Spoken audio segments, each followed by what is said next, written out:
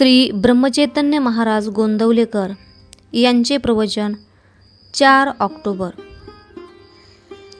भगवंताच्या संयोग वियोगातच खरे सुखदुःख आहे.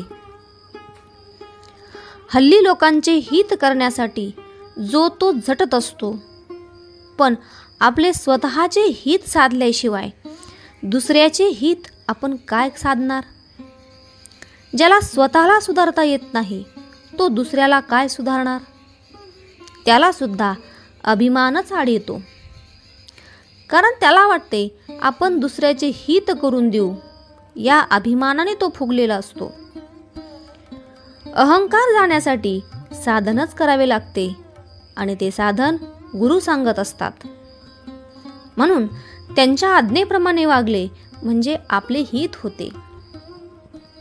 ब्रह्म हे काही कुठे शोधायला जावे लागत नाही, ते आपल्या जवळच असते.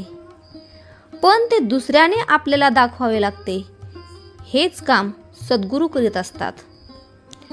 श्रीकृष्ण प्रत्यक्ष परब्रह्म अवतार घेऊन वसुदेवाचे पोटी आले, परंतु वसुदेव त्यांना आपला मुलगाच समजत होते. तोपर्यंत प्रत्यक्ष परमात्मा घरी असूनही ओळख पटली नाही.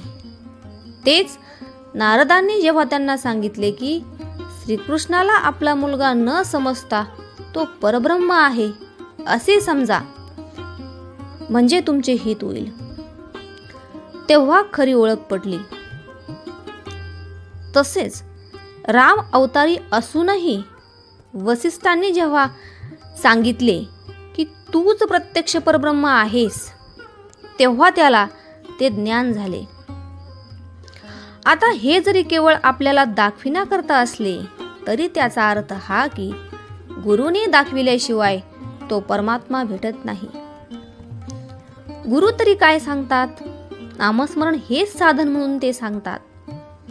ते दिसायला जितके सोपे तितकेच करायला कठीण असते.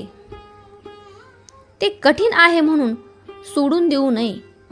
आपण देवाला शरण जाऊन साधन करायला लागावे, म्हणजे ते करायला तो परमात्मा शक्ती देतो. जगात खरे सुख नाही आणि दुःखही नाही. जगात सुख दुःख आहे असे जे आपल्याला वाटते ते अपुरे आहे, ते तात्पुरते आहे. खरे सुख दुःख भगवंताच्या संयोग वियोगामध्येच आहे. खरे पाहता आपली बुद्धी लवचिक आहे.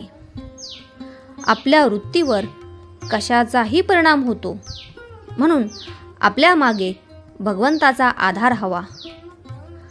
आपण त्याचे आहोत आणि जे जे होते ते त्याच्या इच्छेने होते असे समजून वागावे.